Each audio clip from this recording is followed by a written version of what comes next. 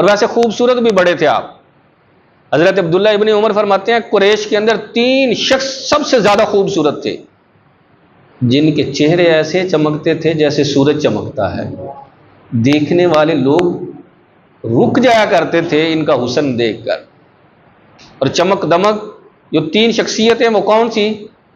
پہلے نمبر پر سیدنا صدیق اکبر ہیں، پھر فرمایا ابو عبیدہ بن جراح ہیں، اور فرمایا تیسرے نمبر پر حضرت عثمان غنی ہیں، جن کے چہرے بڑے چمکتے تھے. یہ 3 شخصیت. بلکہ کئی مرتبہ صحابہ پوچھتے تھے عثمان غنی اپنے آپ کو کتنا ٹائم دیتے ہو؟ تم دن بدن خوبصورت ہوتے جاتے ہو، کیا لگاتے ہو؟ آپ کو بھی پتا ہے آج سب سے زیادہ خرچہ میک اپ پر ہوتا ہے.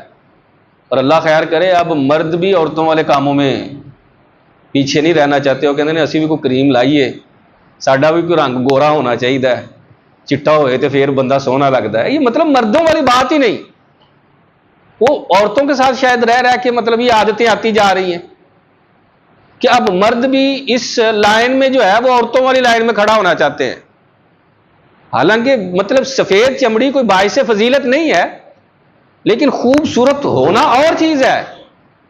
عثمان غنی سے کہا کہ آپ اپنے آپ کو کتنا ٹائم دیتے ہیں؟ ہم مسکرا کر فرمانے لگے کہ ٹائم دینے کی ضرورت ہی نہیں ہے، آپ سونے تو ہوتے جاتے ہیں. فرمایا وضو کر کے جب بھی آئینہ دیکھتا ہوں مجھے ایسے لگتا ہے میں پہلے سے زیادہ خوبصورت ہو گیا ہوں. حضور نے خوبصورتی کا راز دے دیا، وضو کرو نماز پڑھو اللہ تمہیں خوبصورت بنائے گا. صحابہ بیان کرتے ہیں کہ جیسے نبی کریم صلی اللہ تعالی علیہ وسلم نے عثمان غنی کے لیے دعا کی ہے، کسی اور کے لیے دعا نہیں فرمایا کرتے تھے حضور. کہتے ہیں غزوہ تبوک کا موقع تھا،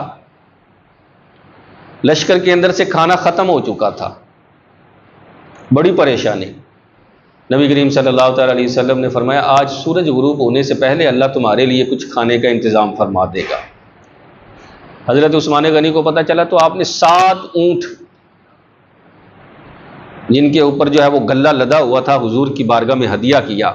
حضور کو پتہ چلا تو کہتے قسم بخدا کبھی حضور نے ایسے دعا نہیں مانگی جس طرح آج مانگنے لگے. حضور نے سر جھکایا، ہاتھ اٹھائے، آنکھوں سے چھما چھم آنسو برس رہے ہیں اور عرض کر رہے ہیں اللہ میں عثمان سے راضی ہوں تو بھی اس سے راضی ہو جا. اے اللہ میں عثمان سے راضی ہوں تو اس سے راضی ہو جا. پھر حضرت عثمان کی طرف منہ کر کے فرمانے لگے لوگوں سن لو، آج کے بعد عثمان جو مرضی عمل کرے اس کو اس کا عمل نقصان نہیں دے گا، یہ جنتی ہے اور جنت میں ہی جا کر رہے گا. اللہ اکبر. عثمان غنی رضی اللہ متعدد مرتبہ ویسے تو جنت حضور کی بشارت سے آپ نے لی ہے، ایک آدھ مرتبہ نہیں متعدد مرتبہ. جس طرح بئر روما حضرت ابو موسیٰ اشعری والی روایت، بئر روما وہ کنواں ہے کہ جسے آپ نے خرید کر مسلمانوں کے لیے وقف کیا ہے، جس کا مالک یہودی تھا. حضور نے فرمایا میں یہ چاہتا ہوں کہ مسلمانوں کے لیے پانی کے اعتبار سے آسانی کی جائے. حضرت عثمان غنی اٹھے، یہودی کے پاس گئے، کہا کنواں سیل کرنا ہے. اس وقت جو کنویں کا ریٹ تھا وہ 500 سے 600 دینار چلتا تھا. پہلے تو کہنے لگا نہیں، پھر دل کے اندر خیال ہے عثمان غنی آئے ہیں، مکے کے تاجر بھی ہیں اور مدینے کے اندر بھی ان کی تجارت بڑی ہے، نام ہے ان کا، چلو ایسے نہیں ٹالتا، نہ نہیں کرتا، ویسے ریٹ زیادہ بتا دیتا ہوں. آپ کو بھی پتا ہے جب چیز نہ سیل کرنی ہو تو دکاندار کیا کرتا ہے؟ ریٹ ہی زیادہ بتا دیتا ہے. کہنے لگا وہ عثمان غنی اگر تم آئے ہو اچھا یار، پھر نہ وہ میں نے سیل کرنا ہے 3000 دینار کا. کہاں 500 اور کہاں 3000.